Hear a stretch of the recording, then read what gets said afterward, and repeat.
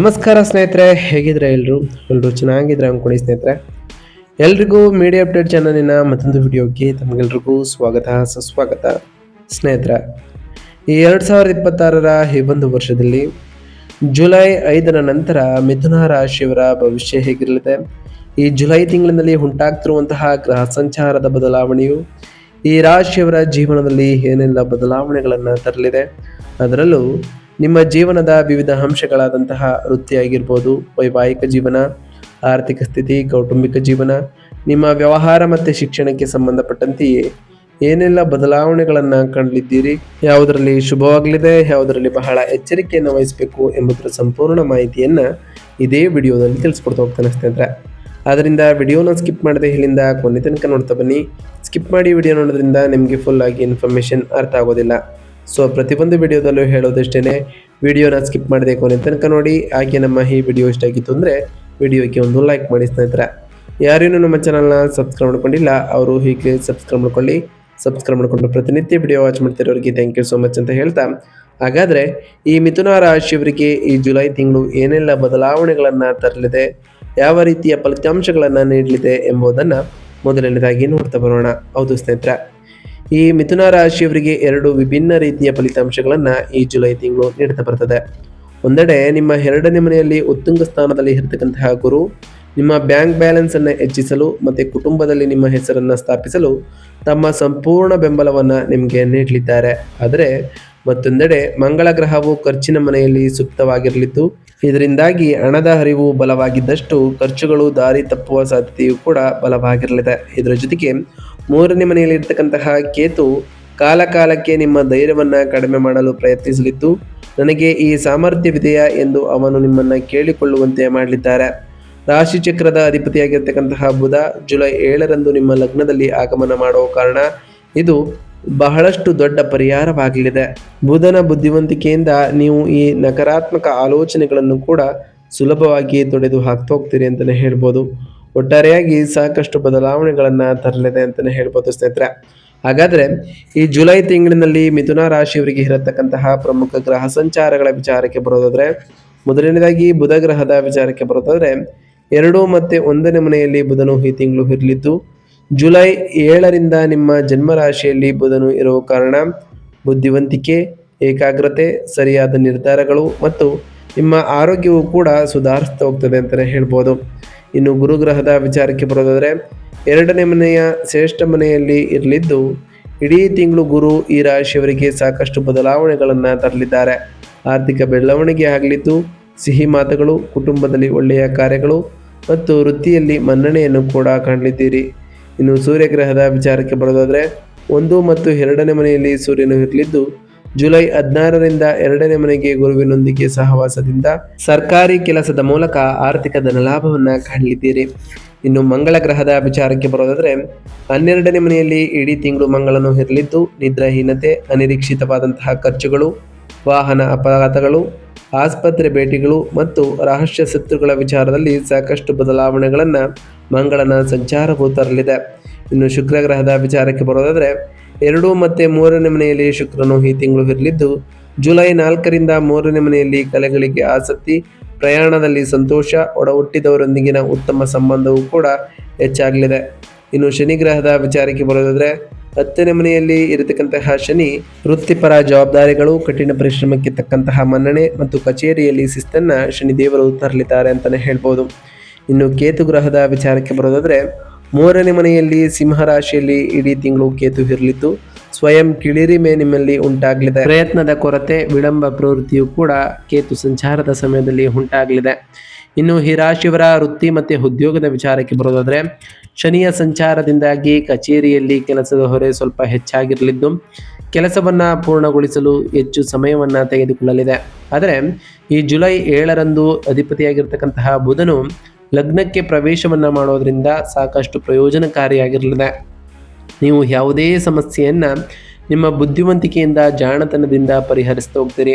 ನಿಮ್ಮ ಪ್ರಸ್ತುತಿ ಕೌಶಲ್ಯಗಳು ಕೂಡ ಅತ್ಯುತ್ತಮವಾಗಿರಲಿದೆ. ಅಲ್ಲದೆ ನಿಮ್ಮ ವೃತ್ತಿ ಜೀವನದ ಅಧಿಪತಿಯಾಗಿರ್ತಕ್ಕಂತಹ ಗುರುವು ತನ್ನದೇ ಉನ್ನತ ಸ್ಥಾನದಲ್ಲಿ ಇರೋದರಿಂದ ನಿಮ್ಮ ಬಾಸ್ ನಿಮ್ಮ ಕಾರ್ಯಕ್ಷಮತೆಯಿಂದ ಪ್ರಭಾವಿತರಾಗ್ತಾ ಹೋಗ್ತಾರೆ.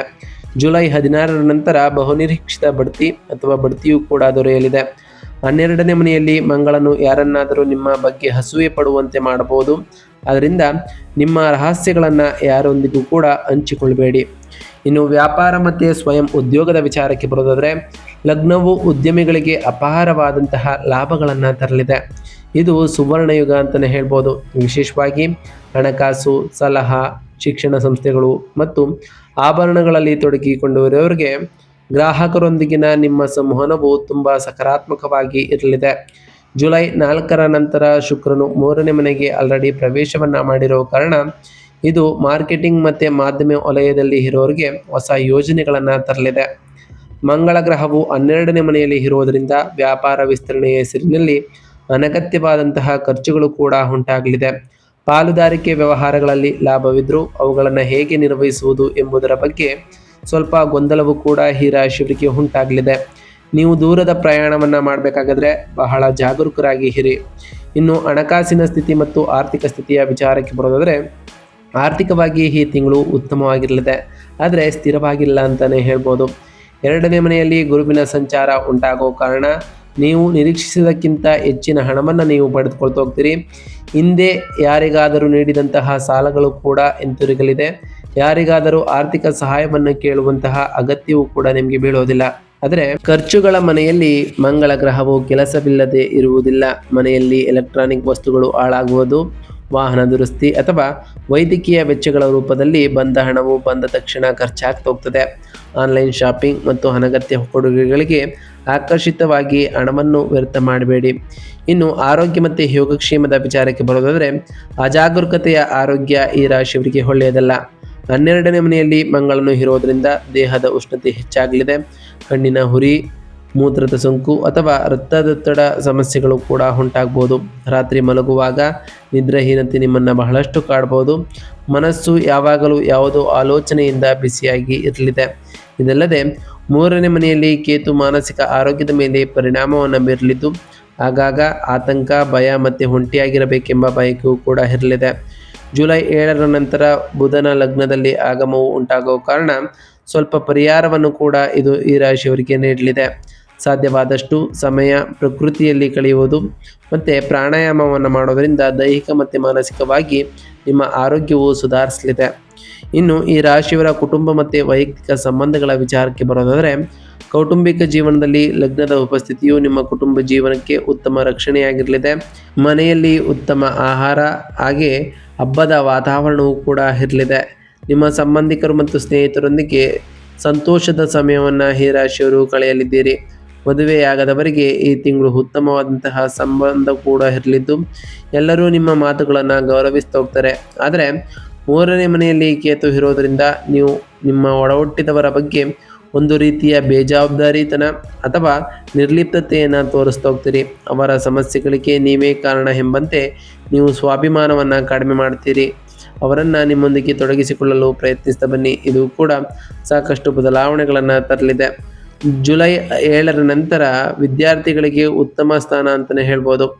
ಆಲೋಚನಾ ಪ್ರಕ್ರಿಯೆಯು ಬಹಳಷ್ಟು ಸಕ್ರಿಯವಾಗಿ ಇರಲಿದ್ದು, ಆದರೆ 3ನೇ ಮನೆಯಲ್ಲಿ ಕೇತು ಇರೋದರಿಂದ ಕೆಲವೊಮ್ಮೆ ನಾನು ತರಗತಿಯಲ್ಲಿ ಎಲ್ಲರಿಗಿಂತ ಓದುತ್ತಿದ್ದೇನೆ ಎಂಬ ಭಯ ಅಥವಾ ಸಂಕೀರ್ಣತೆ ನಿಮ್ಮಲ್ಲಿ ಕಾಡಿದೆ. ಇನ್ನು ಸ್ಪರ್ಧಾತ್ಮಕ ಪರೀಕ್ಷೆಗಳನ್ನು ಹಾಜರಾಗುತ್ತಿರುವವರು ನಿಮ್ಮ ನಕಾರಾತ್ಮಕ ಆಲೋಚನೆಗಳನ್ನು ಬದಿಗಿಟ್ಟು ವಿಷಯದ ಮೇಲೆ ಗಮನ ಹರಿಸ್ತಾ ಬನ್ನಿ.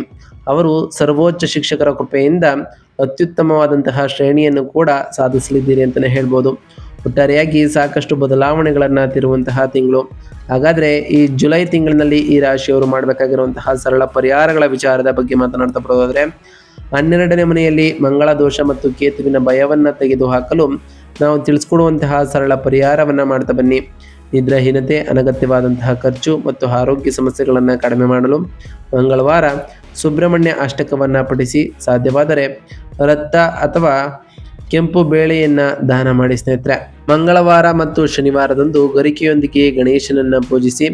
ಕಡಿಮೆ ಸ್ವಾಭಿಮಾನ, ನಿರ್ಲಿಪ್ತತೆ ಮತ್ತು ಅಪರಿಚಿತ ಭಯವನ್ನು ತೊಡೆದು ಹಾಕಲು ಧೈರ್ಯವು ಈ ರಾಶಿಯವರಿಗೆ ಬೇಕಾಗಿರಲಿದೆ. ಇನ್ನು ಗುರುಗ್ರಹದ ವಿಚಾರಕ್ಕೆ ಬರೋದಾದರೆ, ಪರಮ ಗುರುವಿನಿಂದ ಬರುವ ಆರ್ಥಿಕ ಲಾಭಗಳು ಸ್ಥಿರವಾಗಿರಲು ಗುರುವಾರ ದಕ್ಷಿಣಮೂರ್ತಿ ಸ್ತೋತ್ರವನ್ನು ಪಠಿಸಿ ಅಥವಾ ಗುರುಗಳು ಮತ್ತು ಹಿರಿಯರನ್ನು ಗೌರವಿಸ್ತಾ ಬನ್ನಿ. ಇದು ಕೂಡ ಸಾಕಷ್ಟು ಬದಲಾವಣೆಗಳನ್ನು ತರಲಿದೆ. ಒಟ್ಟಾರೆಯಾಗಿ ಈ ಜುಲೈ ತಿಂಗಳು ಬಹಳಷ್ಟು ಬದಲಾವಣೆಗಳನ್ನು ತರಲಿದ್ದು ಒಂದಿಷ್ಟು ಸಕಾರಾತ್ಮಕವಾಗಿದ್ದರೆ ಒಂದಿಷ್ಟು ಎಚ್ಚರಿಕೆಯ ಸೂಚನೆಗಳನ್ನು ಕೂಡ ತರಲಿದೆ. ಇದಾಗಿತ್ತು ಇವತ್ತಿನ ಒಂದು ವಿಡಿಯೋ ಸ್ನೇಹಿತರೆ. ವಿಡಿಯೋ ಇಷ್ಟ ಆಗಿತ್ತು ಅಂದರೆ ವಿಡಿಯೋಗೆ ಒಂದು ಲೈಕ್ ಮಾಡಿ. ಯಾರೇನು ನಮ್ಮ ಚಾನಲ್ನ ಸಬ್ಸ್ಕ್ರೈಬ್ ಮಾಡ್ಕೊಂಡಿಲ್ಲ ಅವರು ಈಗಲೇ ಸಬ್ಸ್ಕ್ರೈಬ್ ಮಾಡ್ಕೊಳ್ಳಿ. ಸಬ್ಸ್ಕ್ರೈಬ್ ಮಾಡ್ಕೊಂಡ್ರು ಪ್ರತಿನಿತ್ಯ ವಿಡಿಯೋ ವಾಚ್ ಮಾಡ್ತಿರೋರಿಗೆ ಥ್ಯಾಂಕ್ ಯು ಸೋ ಮಚ್ ಅಂತ ಹೇಳ್ತಾ, ಹಾಗೆ ಕಮೆಂಟ್ನಲ್ಲಿ ಓಂ ಶನೈಶ್ವರಾಯ ನಮಃ, ಓಂ ಗುರುಭ್ಯೋ ನಮಃ, ಓಂ ಲಕ್ಷ್ಮೀನಾರಾಯಣಾಯ ನಮಃ, ಓಂ ಅಂಗಾರಾಯಕಾಯ ನಮಃ ಎಂದು ಕಮೆಂಟ್ ಮಾಡಿ ಸ್ನೇಹಿತರೆ. ಆ ಶನಿದೇವರು, ಮಂಗಳದೇವ, ಗುರುದೇವ, ಲಕ್ಷ್ಮೀನಾರಾಯಣ ನಿಮಗೆ ಆಯುಷ್ಯ ಆರೋಗ್ಯ ಸಮೃದ್ಧಿಗಳನ್ನು ಕೊಟ್ಟು ಕಾಪಾಡಲಿ ಅಂತ ಆ ದೇವರಲ್ಲಿ ಕೇಳ್ಕೊಳ್ತಾ ಇವತ್ತಿನ ಒಂದು ವಿಡಿಯೋನ ಮುಗಿಸ್ತಿದ್ದೀನಿ ಸ್ನೇಹಿತರೆ. ಸಿಗ್ತೀನಿ ಮತ್ತೊಂದು ವಿಡಿಯೋದೊಂದಿಗೆ. Thank you for watching.